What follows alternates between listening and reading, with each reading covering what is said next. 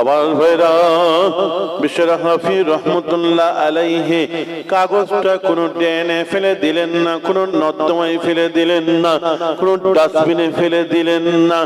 কি মন গেল বিশ্বর হাফি রহমতুল্লাহ আলাইহি কাগজটা নিয়ে নিজের বাড়িতে চলে গেলেন। বাড়িতে গিয়ে সুন্দুক খুলে, বাক্স খুলে, সুন্দুকের ভিতর থেকে, বাক্সের ভিতর থেকে আতর বার করে, খুশবু বার করে আল্লাহ নামের উপরে মাখাতে আরম্ভ করে দিলেন। ভালো করে খুশবু লাগিয়ে কাগজটাকে আদবের সঙ্গে রেখে দিয়ে ধুলোর ওপরে, জমিনের ওপরে হাতের তলায় মাথা দিয়ে শুয়ে ঘুমিয়ে পড়েছিলেন। ডাইরেক্ট আল্লাহ পাক খবের মধ্যে, ইলহামের মধ্যে জানিয়ে দিয়েছিলেন। বিশ্বর হাফি রহমতুল্লাহ আলাইহি কে বলেছিলেন, ইয়া বিশর কাতাইবতা ইসমি, এই বিশ্বর হাফি তুমি আজকে আমার নামের সম্মান করেছো, আমার নাম থেকে ধুলোবালি গুলোকে ঝেড়েছো, আমার নামেতে খুশবু লাগিয়েছো। আমি আল্লাহ আজকে খুশি হয়ে গিয়ে ওয়াদা করছি, যাও যাও, তোমার নামের খুশবু আমি আল্লাহ দুনিয়া আখিরাতে ছড়িয়ে দিলাম। আমার নামেতে খুশবু লাগিয়েছো, তোমার নামের খুশবু আমি আল্লাহ দুনিয়া আখিরাতে ছড়িয়ে দিলাম। বিশ্বর হাফি রহমতুল্লাহ কে চেনে নে? এত বড় পরবর্তীকালে আল্লাহর ওলি হয়েছিলেন। সেই যুগের মানুষেরা তার কাছে মুরিদ হয়ে গিয়েছিলেন তো বটেই। সেই যুগে চার ইমামের এক ইমাম, ইমাম আহমদ বিন হাম্বল রহমতুল্লাহ আলাইহির মতন অত বড় ইমাম, তিনিও তার কাছে মুরিদ হয়ে গিয়েছিলেন, বায়াত হয়ে গিয়েছিলেন, আল্লাহর নামে সম্মান করেছিলেন। মুসা নবীর 250 বছরের গুনাহগার উম্মত, এমন কোন গুনাহ নাই যে করেনি।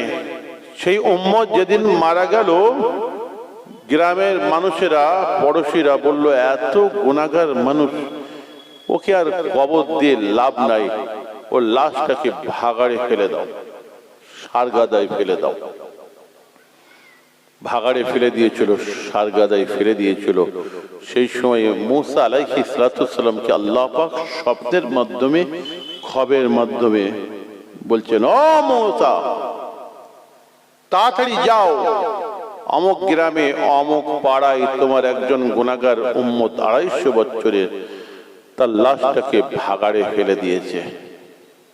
ও মুসা, ওরা জানে না, ওদেরকে বলে দাও, ও একদিন ওর ঘরে বসে বসে তাওরাত শরীফ কিতাবটা, আসমানি কিতাবটা পড়তে পড়তে, ফালাম্মা ইনশারাহাত তাওরাত ওয়া নাযারা ইসমা মুহাম্মাদিন সুম্মা কাব্বালাহু ওয়া ওয়াদাহু আলা আইনাইহি।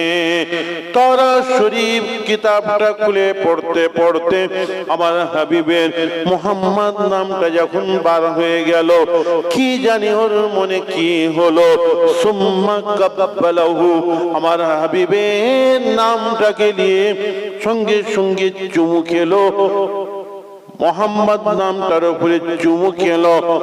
ওয়া ওয়াদাহু আলা আইনাইহি, আবার আল্লাহ নবীর নামটাকে নিয়ে চোখে বুলিয়েছিল, দরুদ শরীফ পড়েছিল বলে, ও মুসা, আমি আল্লাহ পাক সেই দিন ইন্নী শাকারতু লাহু ওয়া গাফারতু লাহু যুনুবাহু, আমি আল্লাহ সেই দিন ওর 250 বছরের তামাম জিন্দেগীর জীবনের গুনাহ খাতাকে আমি আল্লাহ সব মাফ করে দিয়েছি।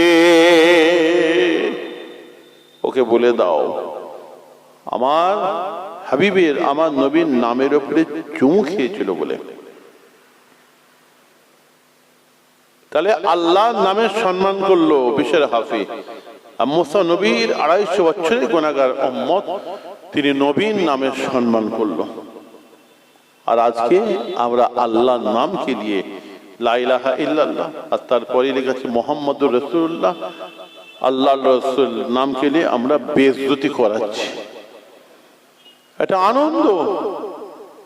ওরাই আবার দেখবেন ঈদের দিনে মঞ্চ করে, সেই মঞ্চে একদম লাইটিং করে ডিজে বাজাই, আর 3 দিন 4 দিন ধরে সেখানে জিন্সের প্যান্ট পরে ওখানে ড্যান্স দেয়, খেচাখেচি করে।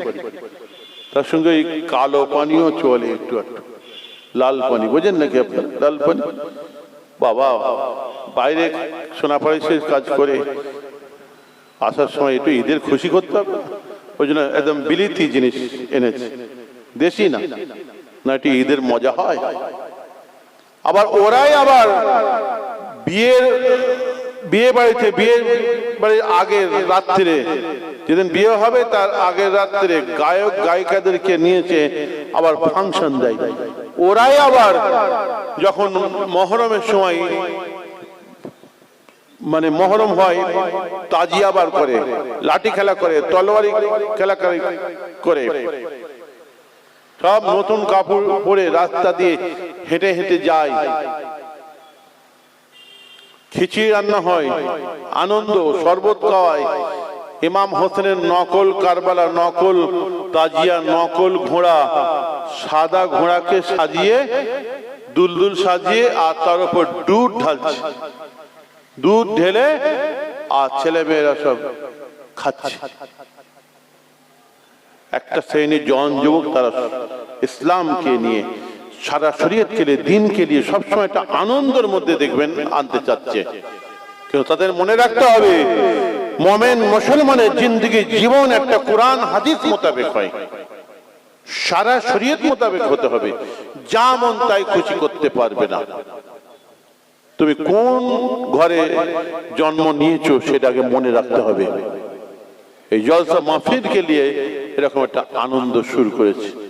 মনে রাখবেন, আল্লাহ নবীর থেকে বড় পীর সাহেব, আল্লাহ নবীর থেকে বড় পীরজাদা, আল্লাহ নবীর থেকে বড় হুজুর, বড় মোবাল্লেক সাহেব, বড় আমির সাহেব, বড় সুফি সাহেব, বড় মুফতি সাহেব, বড় খলিফা সাহেব পৃথিবীতে আর কেউ ছিল আল্লাহ নবীর থেকে বড়?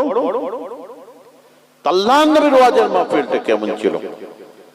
সাহাবারা বলছেন, আল্লাহ নবী যখন ওয়াজ করতেন ফজরের নামাজের পরে মসজিদ নববীতে, আমরা সাহাবারা এত কান্না কাঁদতাম, এত কান্না কাঁদতাম, চোখের পানিতে আমাদের বুকের কাপড়গুলো সব ভিজে যেত। বলুন সুবহানাল্লাহ। ওয়াজের মাহফিলটা কান্নার মাহফিল ছিল। এখন দেখি দাড়ি পেকে সাদা হয়ে গেছে, বুড়ো, যতক্ষণ ওয়াজ করছে 1 ঘন্টার মধ্যে 50 মিনিট খালি দাঁত বার করে খালি হাসাচ্ছে, আর নিজে হাসছে, লোককেও হাসাচ্ছে। আর আল্লাহ রাসূল আবু হুরায়রার হাত ধরে গুনে গুনে একদম 5টা নসিহত করেছিলেন। তার মধ্যে শেষ নসিহতটা আমার রাসূল করেছিলেন, বলেছিলেন, ইয়া আবা হুরায়রা লা তাকসিরি দিহাকা ফাইন্না দিহাকা তুমিতুল কালবা। আবু হুরায়রা, যতদিন তুমি বাঁচবে খবরদার দুনিয়ার বুকে বেশি হাসবে না, বেশি হাসলে অন্তর কলবটা, দিলটা মরে যাবে। আমরা বাড়িতে, ঘরে, বন্ধুর কাছে, ক্লাবে, চায়ের দোকানে, বিবির কাছে, সব জায়গায় তো হাসছি। জলসা মাহফিলে আসবো, সেখানে আবার মৌলভী সাহেবরা, হুজুররা আবার হাসাবে। আল্লাহ নবীর ওয়াজের মাহফিলটা কান্নার মাহফিল ছিল। দাজ্জাল মুসলিমুনা দাজ্জাতান। আল্লাহ নবীর ওয়াজ শুনে আল্লাহ নবীর সাহাবারা মসজিদ নববী চাতানে চিক মেরে অজ্ঞান হয়ে পড়ে যেতেন। আল্লাহ নবী যখন ওয়াজ করতেন, এমন ভাবে চাতক পাখির মতো আল্লাহ নবীর নূরানি চেহারা মোবারকের দিকে সাহাবারা তাকিয়ে থাকতেন। বডি হিলাতো দূরের কথা, শরীর হিলাতো দূরের কথা, একটু ঘাড় লড়াতো, ঘাড় হেলানো তো দূরের কথা, চোখের পাতা পর্যন্ত ফেলতেন না, চাতক পাখির মতন বসে থাকতেন। উড়ন্ত পাখিগুলো ভুল করে মাটির ঢিপি ভেবে, পাথরের স্ট্যাচু ভেবে সাহাবায়ে কেরামদের মাথার উপরে, কাঁধের উপরে এসে বসে পড়তো ভুল করে। বলে সুবহানাল্লাহ। এমন ভাবে আল্লাহ নবীর চেহারা মোবারকের দিকে তাকিয়ে থাকতেন। আর কেন তাকাবে না, ওখানে চাইলে যে কি আনন্দ, কি যে ভালো লাগে, সারা জীবন চেয়ে থাকলেও মনের খিদে মিটবে না। ওখানে যে নূর আছে, ওখানে চাইলে তো গুনাহ মাফ হয়। নবীর দরবারে গিয়ে নবীর চেহারার দিকে চাইলে সঙ্গে সঙ্গে কলব পরিষ্কার হয়ে যায়, জান্নাত জাহান্নাম চোখের সামনে দেখতে পাই।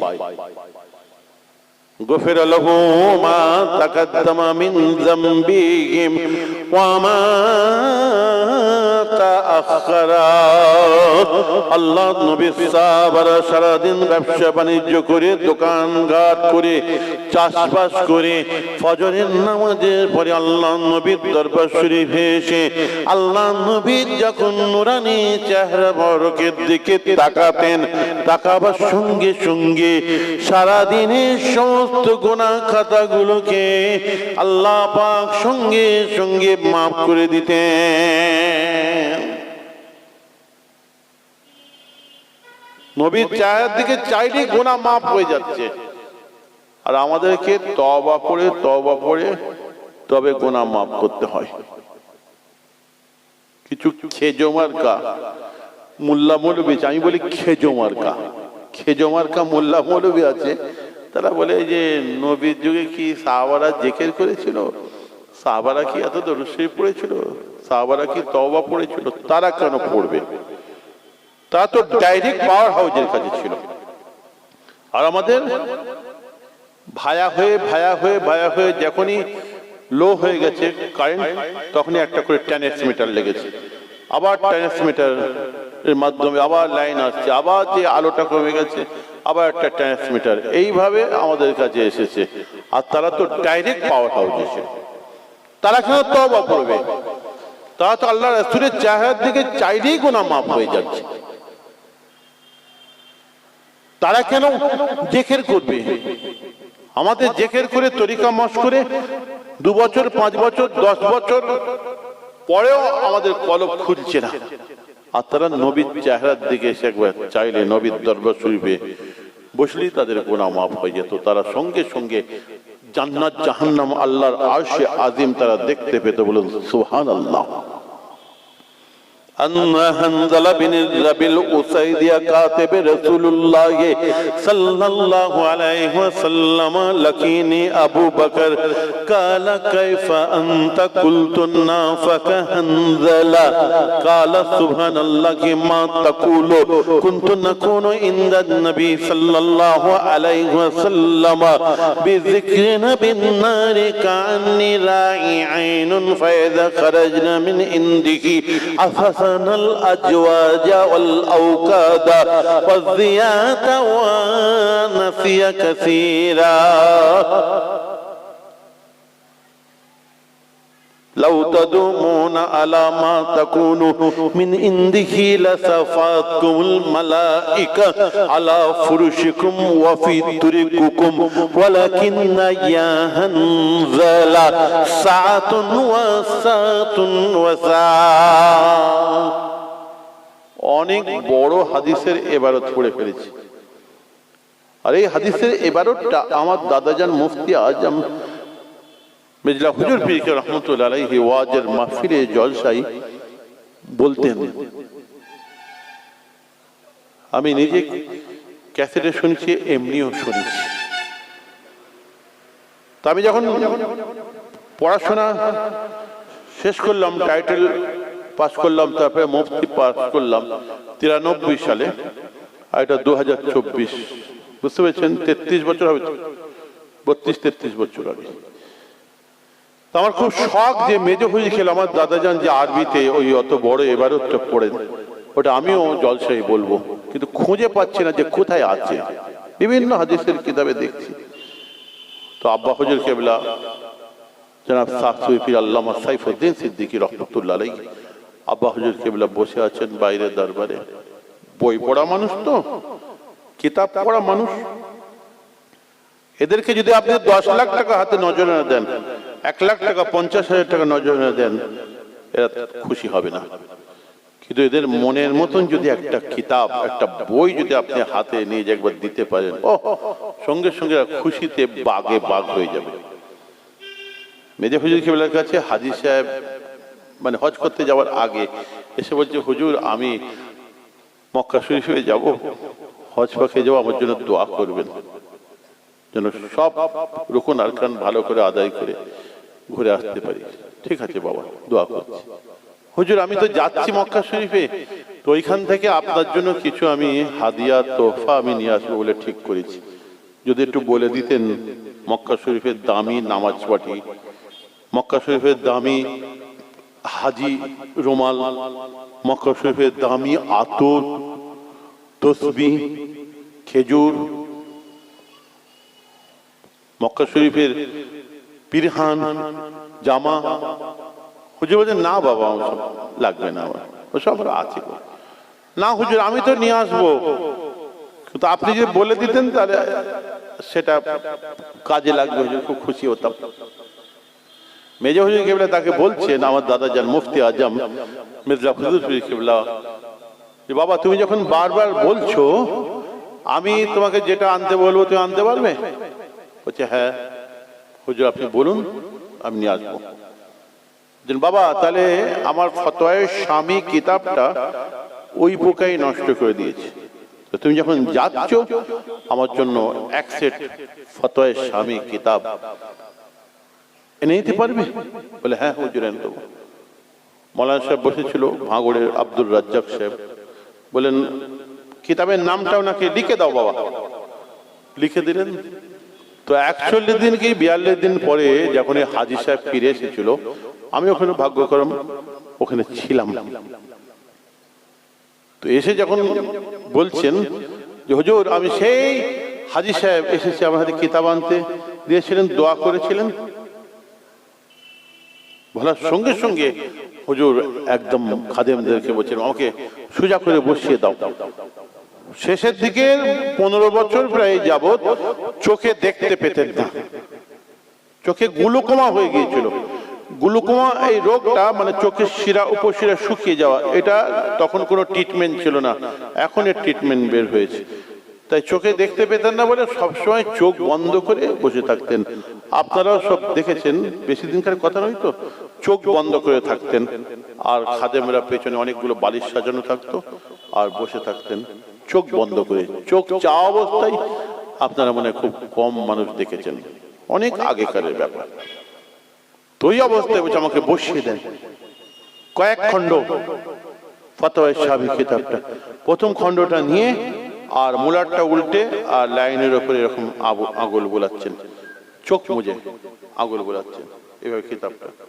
10 মিনিট, 15 মিনিট, 20 মিনিট, আধ ঘন্টা, 40 মিনিট, 45 মিনিট, যখন 1 ঘন্টার কাছাকাছি হয়ে গেছে তখন খাদেমদের মধ্যে অনেক খাদেম ছিল, তো কে একজন বলে ফেলেছে হুজুর আপনি তো চোখে দেখতে পান নাই, আপনি কতক্ষণ ধরে কিতাবটা ধরে বসে আছেন, আপনার গোসল করার সময় হয়ে যাচ্ছে, আপনার ভাত খাওয়ার দুপুরে খাওয়ার সময় হয়ে যাচ্ছে। বড় বড় আলেমরা এলে তো আপনাকে পড়ে শোনাই, বড় বড় সব আলেমরা আসবে এলে আপনাকে পড়ে শোনাবে। হুজুর কেবলা চাপা মানুষ ছিলেন, চট করে কোনো কথা জাহির করতেন না। সেদিন মনে হয় মনে ব্যথা লেগে গিয়েছিল, একটা নেশায় আছেন, একটা মুডে আছেন, আর বলে ফেলেছে চোখে দেখতে পান। আমার ভাইয়েরা সেদিন আপনারা আমার চশমে চেরাগ মুফতি আজম মির্জা হুজুর পীর কেবলা রহমতুল্লাহ আলাইহি ওই খাদিম সাহেবের মুখের দিকে চেয়ে বলেছিলেন, ও বাবা খাদিম সাহেব, আল্লাহ পাক আমার জাহিরি দুটো চোখকে কানা করে দিয়েছেন বটে, কিন্তু আল্লাহ পাক যে দুটো আমার বাতিনি চোখ এনায়েত করেছেন, কুদরতি চোখ এনায়েত করেছেন, কলবের চোখ এনায়েত করেছেন, ওই চোখের দ্বারাই আমাকে আমার আল্লাহ পাক 7 তবক জমিনের নিচ থেকে নিয়ে 7 তবক আসমান পর্যন্ত, আরশে মুআল্লা পর্যন্ত আমাকে আমার আল্লাহ পাক এই রকম তন্ন তন্ন করে দেখিয়ে থাকে।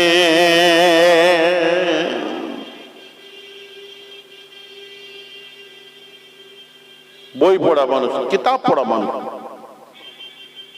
হাজী সাহেব বলছে কি নিয়ে আসবো? বলছে আমার জন্য কিতাব নিয়ে আসবে। আবার নূরের ভেতর দিয়ে এরা দেখতেন, কলবের চোখ দিয়ে দেখতেন। একদম হাদিসে কুদসির মধ্যে আছে যে বান্দা যখন ফানা ফিল্লাহ হয়ে যায়, আল্লাহর হয়ে যায়, আল্লাহ পাক সেই সময় বান্দার কুদরতি চোখ হয়ে যান, চোখের দ্বারা দেখতে পায়। আল্লাহ পাক বান্দার কুদরতি কান হয়ে যান, কানের দ্বারা শুনতে পায়। কুদরতি হাত হয়ে যান, হাতের দ্বারাই ধরতে পারে। কুরআন মাজিদের মধ্যে আল্লাহ পাক বলছেন লা তা'মাল আবসারুহু ওয়ালাকিন্না তা'মাল কুলুবুল্লাতী ফিস সুদূর। আল্লাহ বলেন বহু এমন বান্দাবান্দি হবে তাদের কপালের উপরে কিন্তু দুটো চামড়া চোখ থাকবে, দুটো। কিন্তু আমি আল্লাহ বলছি কপালের উপরে চামড়া দুটো জাহিরি চোখ থাকা সত্ত্বেও তারা কিন্তু কলবের চোখের অন্ধ হবে। চোখ কটা? চারটে। দুটো কলবের চোখ, দুটো জাহিরি চোখ। কিছু খেজো মার্কা মোল্লা মৌলবী তারা বলে হ্যাঁ যে আবার কলব আবার কি, এমন ভাবে বলে যেন কলবটা পীর সাহেবদের কথা, পীর সাহেবদের বাপেদের কথা। বুঝছেন না কথা? কুরআন মাজিদের মধ্যে বলা হয়েছে কলবের চোখের অন্ধ হবে। হাদিসেও আছে কলবের কথা। আলা ওয়া ইন্না ফিল জাসাদি মুদগাতান ইযা সালুহাত সালুহাল জাসাদু কুল্লুহু ওয়া ইযা ফাসাদাত ফাসাদাল জাসাদু কুল্লুহু আলা ওয়া হিয়াল কলব। দেখেন আল্লাহ রাসূল বলেন কলব। আল্লাহ নবী বলছেন মানুষের শরীরের মধ্যে একটা গোস্তের টুকরো আছে, সেই গোস্তের টুকরোটা যদি পরিষ্কার পরিচ্ছন্ন থাকে, পাক সাফ থাকে, তার নামাজ রোজা ইবাদত বন্দেগী আমল খাওয়া দাওয়া সব পরিষ্কার পরিচ্ছন্ন পাক সাফ হবে। আর ওই গোস্তের টুকরোটা যদি অপরিষ্কার থাকে, খারাপ থাকে, নোংরা থাকে, তার নামাজ রোজা ইবাদত বন্দেগী আমল খাওয়া দাওয়া সব নোংরা হবে, খারাপ হবে। আলা ওয়াহিয়াল কলব ওয়া মাসাবা, ওই গোস্তের টুকরোটার নাম হচ্ছে কলব। আল্লাহ রাসূল বললেন কলব, কোরআনে আল্লাহ বললেন কলব। এটা পীর সাহেবের কথা নয়, এটা হচ্ছে আল্লাহর কথা, আল্লাহ রাসূলের কথা। তাই তারাও বলে যে বাবা এই কলবটাকে পরিষ্কার করো, কলবে লা ইলাহা ইল্লাল্লাহ ধাক্কা বলে একটু জিকির করো, তরিকা মশ করো, পাত্রটাকে ঠিক করো। মন সবসময় খারাপ দিকে দৌড়াচ্ছে, মনের গড়ায় রশি দাও। আমাদের ভেতরটা খুব খারাপ হয়ে গেছে বর্তমান সময়ে। জানোয়ারে খাসলত আমাদের মধ্যে আছে, ইলমে তাসাউফের ভাষায় তাকে বলে খাসায়েলে হাইওয়ান। জানোয়ারে খাসলত আমাদের মধ্যে ভ্যাট ভ্যাট করছে। ওই জানোয়ারের খাসলত ভিতর থেকে বাইরে বার করার জন্যই পীর মাশায়েখ ওলিয়া আউলিয়াদের দরবারে যায়, গিয়ে তারপরে তারা আল্লাহর ওলি হয়ে গেছে, বড় বড় সুফি হয়ে গেছে, দরবেশ হয়ে গেছে। এই জায়গাটাকে ঠিক করার জন্য এই যে হিংসা, এই যে রাগ, এই রাগকে আল্লাহ পাক হারাম করেছেন। এই রাগের বশীভূত হয়ে একটা মানুষকে মার্ডার পর্যন্ত করে দেয়, খুন পর্যন্ত করে দেয়। এই হিংসা এটা একটা জানোয়ারের খাসলত।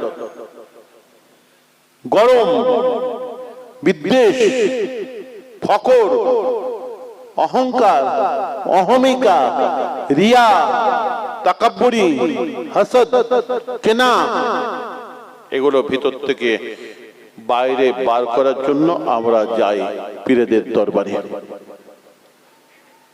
যদি আমরা এটা দমন করতে পারতাম তাহলে এত মারামারি, এত কাটাকাটি, এত খুনোখুনি হতো না। আমরা মুসলমান, আমাদের মধ্যে ইলমে তাসাউফ নেই, আর 2 নম্বর হচ্ছে আমাদের মধ্যে শিক্ষা নাই। শিক্ষা যদি থাকতো তাহলে চেতনা আসতো, এত মারামারি কাটাকাটি হানাহানি হতো না। বেশি দিনকার কথা নাই, একটা এক্সাম্পল হিসেবে বলছি। গত পঞ্চায়েত ভোটেই যদি আপনি বিচার করেন, যদি 50 জন মারা যেয়ে থাকে তো 47 জন মুসলমান। কেন? আর অন্য কোন স্বজাতির ভাইরা তারা কি পার্টি করে না? মুসলমান 47 জন। আমাদের মধ্যে শিক্ষা নাই। যে জাতির ধর্মগ্রন্থ নাজেল হলো, পড়ো। কোরআন নাজেল হলো কিসের দ্বারা? পড়ো, ইকরা। আর সেই মুসলমান আজকে শিক্ষা থেকে ঠিক আমরা ততটাই পিছিয়ে। উতলুবুল ইলমা মিনাল মাহদি ইলাল লাহদি, মায়ের কোল থেকে নিয়ে কবর পর্যন্ত শিক্ষার কোনো শেষ নাই। তালাবুল ইলমে ফরিজাতুন আলা কুল্লি মুসলিমিন ওয়া মুসলিমাতিন, প্রত্যেকটা নর নারীর জন্য আল্লাহ রাসূল বলেছেন শিক্ষা অর্জন করা ফরজ। যদি তোমরা শিক্ষা অর্জন করার জন্য চীন দেশে যেতে হয় তাও তোমরা যাবে। আর আমরা সেই শিক্ষা থেকে পিছিয়ে। আজকে যে খারাপিগুলো আমাদের অন্তরে আছে, রাগ হিংসা, যদি আমরা তরিকা মশকরে যদি এগুলোকে দমন করতে পারতাম, যে শিক্ষা থাকতো, তাহলে আমরা মুসলমান আমাদের মধ্যে এত মারামারি, এত কাটাকাটি, এত খুনোখুনি, এত হানাহানি হতো না। বুঝতে পারছেন না কথা? আমি যে কথা বলতে যে আমি এখানে চলে এসেছি, আমি বলেছিলাম যে মেজো হুজুর পীর কেবলা বই পড়া মানুষ, কিতাব পড়া মানুষ। আব্বা হুজুর কেবলার কাছে যাই, বললাম যে এই রিওয়ায়েতটা তো আমি পাচ্ছি না, এটা কোথায় আছে? তিনিও বই পড়া মানুষ, কিতাব পড়া মানুষ। মাতার কাছে কিতাবের আলমারি, বাড়িতে কিতাবের আলমারি, লাইব্রেরি। আবার মেজো হুজুর কেবলা তার জীবনে যত কিতাব ছিল সব কিতাবগুলো উনি আমাদের লাইব্রেরিতে অফ করে দিয়েছিলেন। আমরা মেজো হুজুর পীর কেবলার নামে একটা লাইব্রেরি বানিয়েছি দাদা হুজুর মাজারের অপোজিটে, জাফরিয়া লাইব্রেরি। সেখানে সব কিতাবগুলো উনি দিয়ে দিয়েছিলেন। আর সৌদি আরব থেকে বহু কিতাব আমরা নিয়ে এসেছি, লাখ লাখ টাকার কিতাব সেখানে আছে। কিতাবগুলো পড়তেন। শেষ বয়সে আমি দেখেছি আব্বা হুজুর কেবলাকে হাত কাঁপতো, আবার বোনেরা খাইয়ে দিত, হাত কাঁপতো। ওই অবস্থায় কিন্তু হাতে একটা কিতাব দিতে বলতেন না, হাতে কিতাব নিয়ে থাকতেন।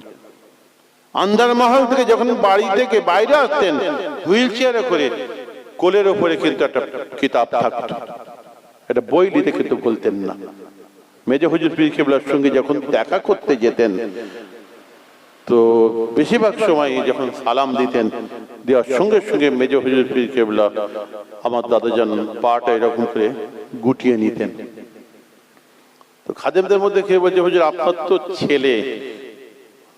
ছেলে, তো ছেলেকে দেখে আপনি পা গুটিয়ে নেন কেন? আপনার তো ছেলে। তখন মেজো হুজুর কেবলা হাসছেন, বলছেন ছেলে এটা কে জানে না, সবাই তো জানে।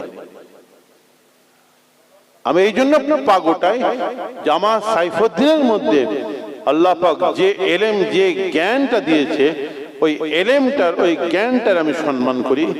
ছেলে ছেলের জায়গায় আছে, কিন্তু ওই জ্ঞানটার, ওই এলেমটার আমি সম্মান করি। আমি একজন আলেম, তো তাই আমি পাটা গুটিয়ে নিই।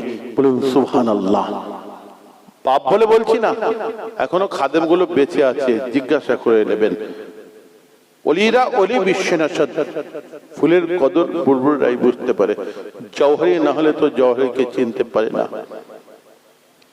গত 1 মাস এখনো হয়নি, ফুরফুরা শরীফে জিয়ারত করতে গিয়ে একজন দেখে এসে আর আমাকে কাঁদছে, আমাদের ভক্ত জাকিরিন, এসে বলছে যে আব্বা হুজুরে এই কবরটা একটু ধসে গেছে।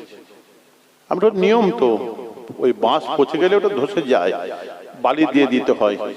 ফাঁকা জায়গায় হলে তো আরো আগে হয়, ভিতরে ওপরে তো পানি পড়ে না, একটু দেরিতে হয়েছে। ঠিক আছে, ওটা রাত্রের বেলায় বালি দিয়ে দেওয়া হবে।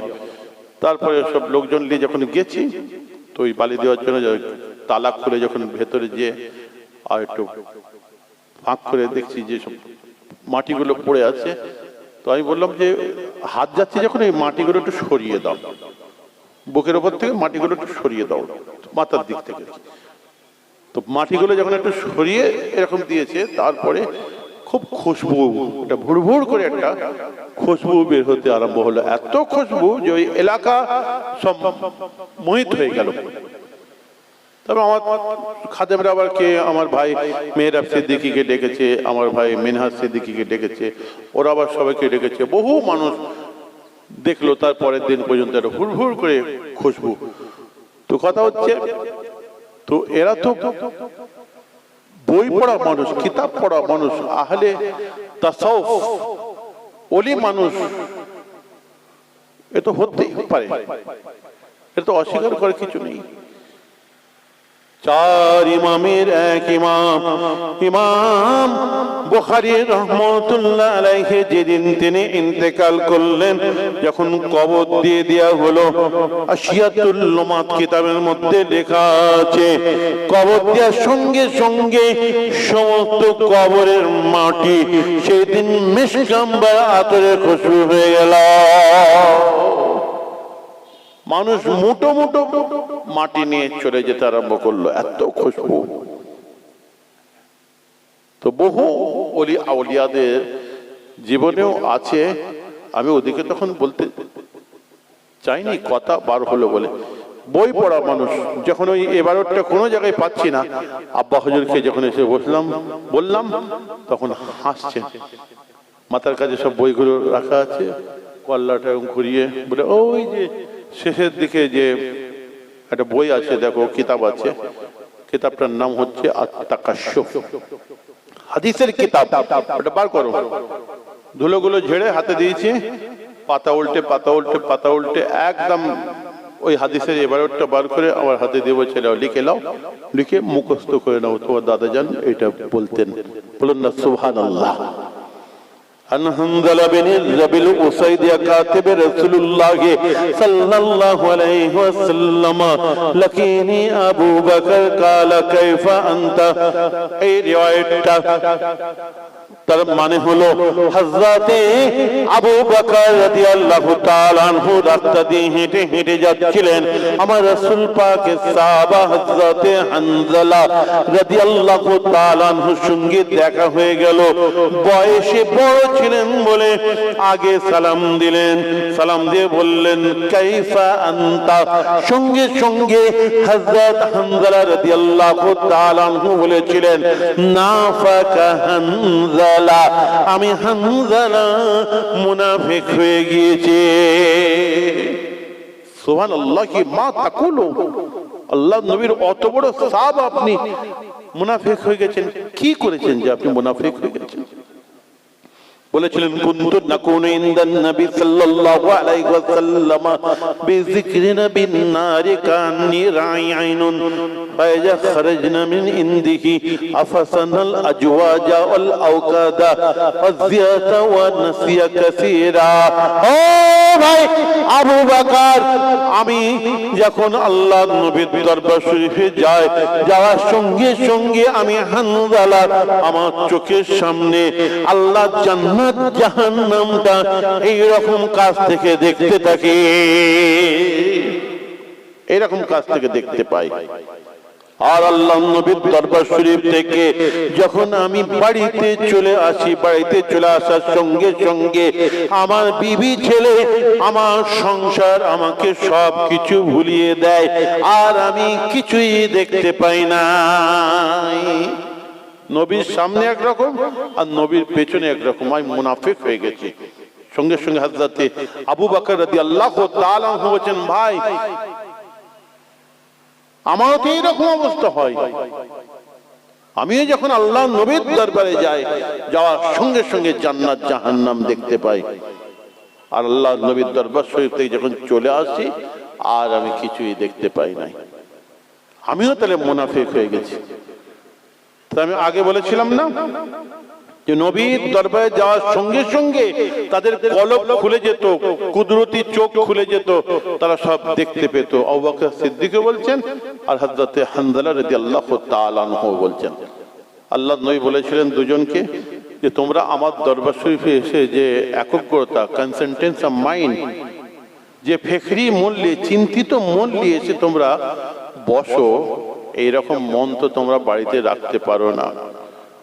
বাড়িতে যদি তোমরা এইরকম একগ্রতা, এইরকম ফিকরি মন যদি রাখতে পারতে, আরে তোমাদের বাড়ি তো দূরের কথা, তোমাদের বাড়িতে বিছানায় শুয়ে শুয়ে সকাল সন্ধ্যা সর্বদাই আল্লাহ 70,000 মালায়েকা ফেরেশতা তোমাদের সঙ্গে একের পর এক হাতাহাতি মুসাফা করতে থাকতো। বলুন সুবহানাল্লাহ। দুনিয়ার সঙ্গে আর তোমাদের কোনো সম্পর্ক থাকতো না, তাল্লুক থাকতো না, তোমরা সব ফেরেশতাদের জগতের মানুষ হয়ে যেত। তাহলে আমি বলেছি নবীর দরবারে যাওয়ার সঙ্গে সঙ্গে তাদের কলব খুলে যেত। এরা বলছে সাহাবারা কেন জিকির করেন, নবী কেন জিকির করে, তারা কেন করবে? তারা তো একদম পাওয়ার হাউস, মেন জায়গায় তারা ছিলেন। মনে করুন হাজার হাজার 5,000 ওয়াটের যদি একটা ল্যাম্প এখানে জ্বলে, আর সেইখানে যদি আপনি একটা মোমবাতি জ্বালান, আপনার মোমবাতির আলো দেখা যাবে? তো ওইখানে দরুদ শরীফ পড়া মানে মোমবাতি জ্বালা, নবীর কাছে বসে, যেখানে কোরআন নাজেল হচ্ছে, আল্লাহ কোরআন নাজেল করছেন নবীর উপরে, যেখানে আল্লাহ কোরআনে বলছেন ওয়ামা ইয়ানতিকু আনিল হাওয়া ইন হুয়া ইল্লা ওয়াহিয়ুন ইউহা। আমার নবী নিজের ইচ্ছার বশবর্তী হয়ে কোনো কথা বলেন নাই, কোনো কাজ করেন নাই, যতক্ষণ পর্যন্ত আমি আল্লাহ না করাই, না বলাই। বলুন সুবহানাল্লাহ। সেখানে তারা কেন জিকির করবে?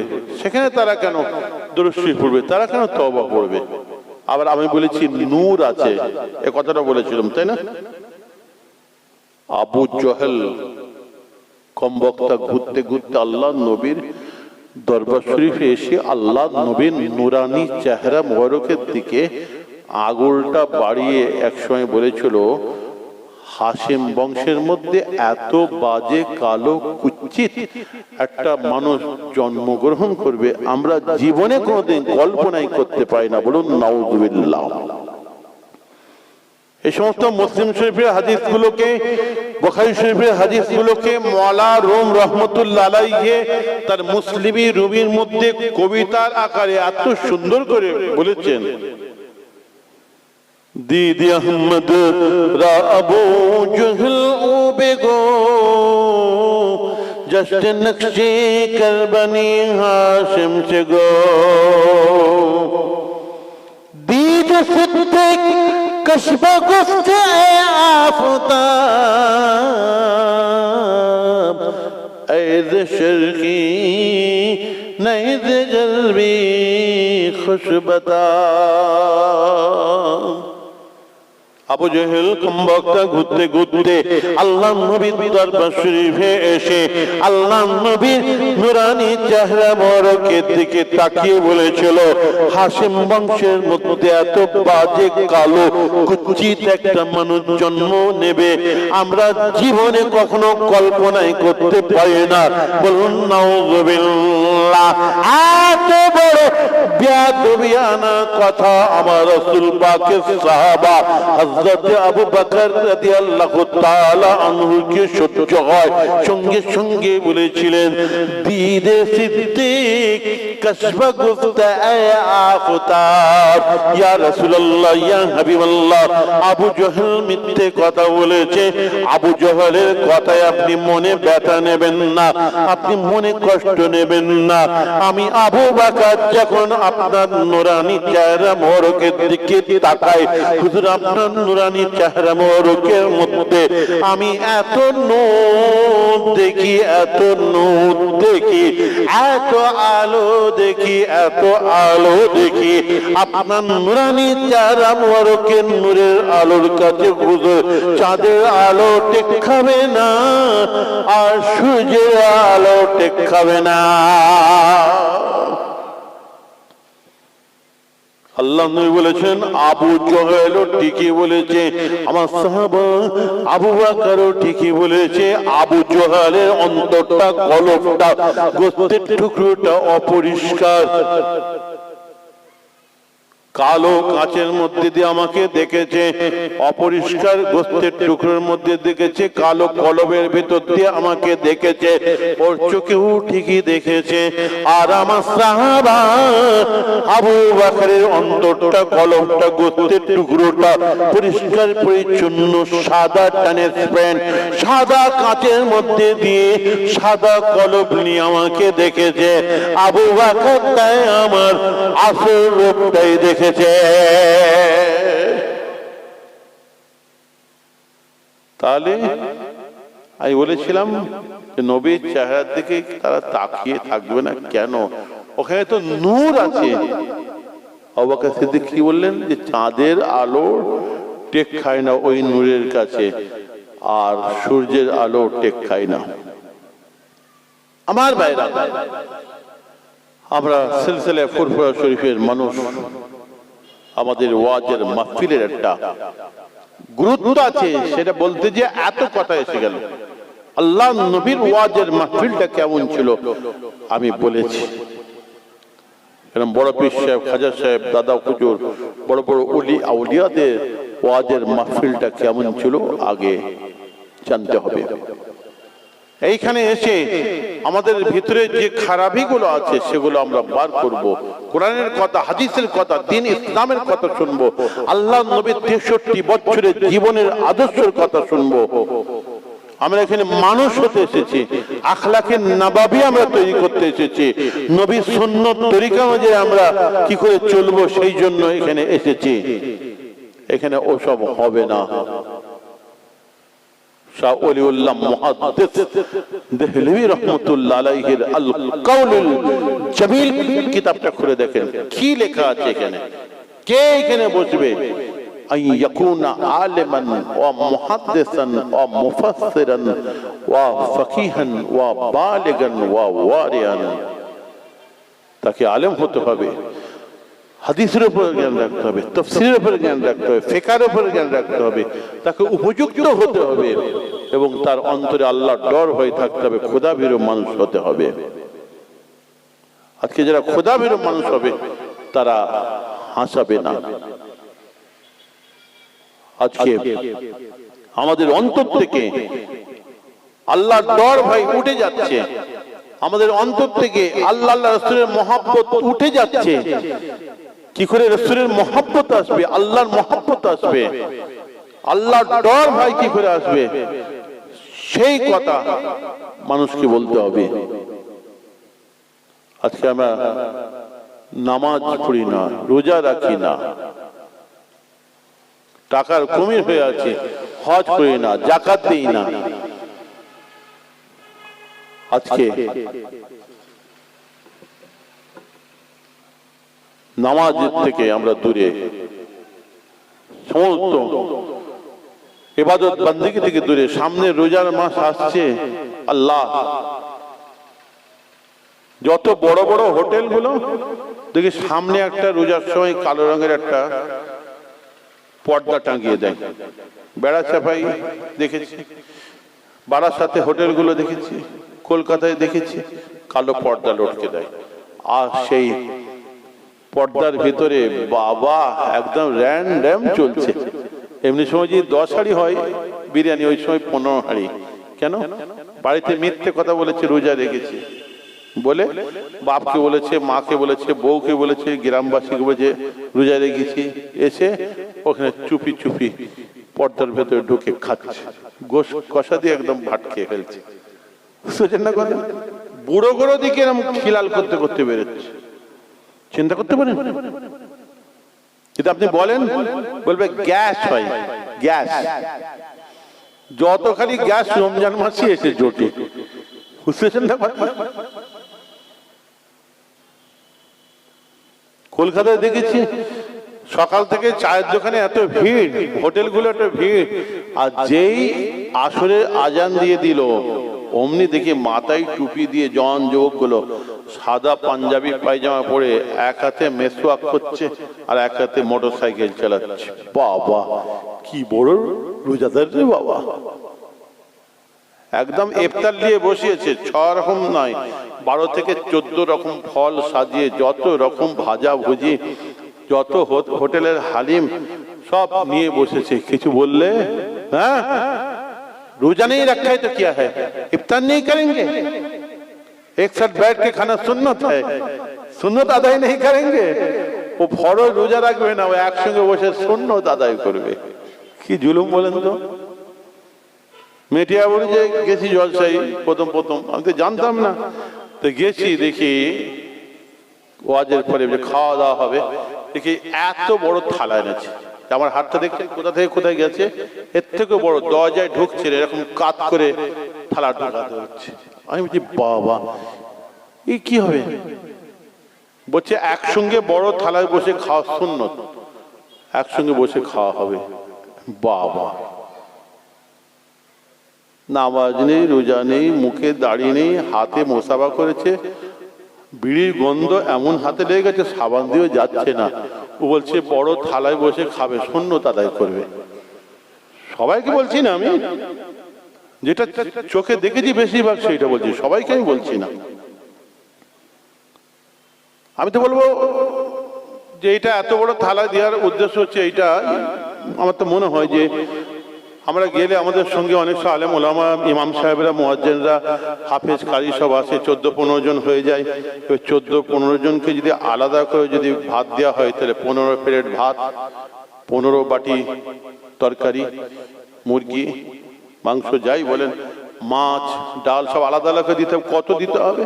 আর বড় যদি একটা থালায় মধ্যেখানে এতটা ভাত দিয়ে দিল, 3টে বড় বড় বাটিতে তরকারি দিয়ে দিল, নিয়ে এবার তোরা চটকা চটকি করে মদ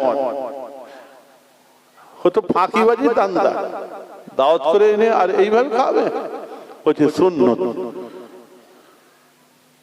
লুকিয়ে যে হোটেলে খাচ্ছে আর বাড়িতে এসে একদম মুখ চুন করে বসে আছে। গ্রামে ঘুরছি, সবাই আপনারা মনে করছেন, আমরা মনে করছি বাবা কি বড় রোজাদার রে বাবা। ওনারে ওখানে যে লুকিয়ে খেয়েছে, আপনাদের চোখে আমাদের চোখে ফাঁকি দিয়ে দিল। কিন্তু আমাদের যে দুটো যে কাঁধের যে শিরা আছে, নাহনু আকরাবু ইলাইহি মিন হাবলিল ওয়ারিদ, এই দুটো যে কাঁধের রগ আছে, এই রগের থেকেও আল্লাহ পাক প্রত্যেক মানুষের কাছে আছেন। বলুন সুবহানাল্লাহ। আমাদের কাঁধে দুটো ফেরেশতা আছে, সেই ফেরেশতার নাম হচ্ছে কিরামান কাতিবিন। একদম ভিডিও রেকর্ডিং করছে, একদম ভিডিও রেকর্ডিং সমেত দেখিয়ে দেবে। তো তারা দেখতে পাচ্ছে না, আল্লাহ দেখতে পাচ্ছেন না, আল্লাহকে নোকাতে পারবে?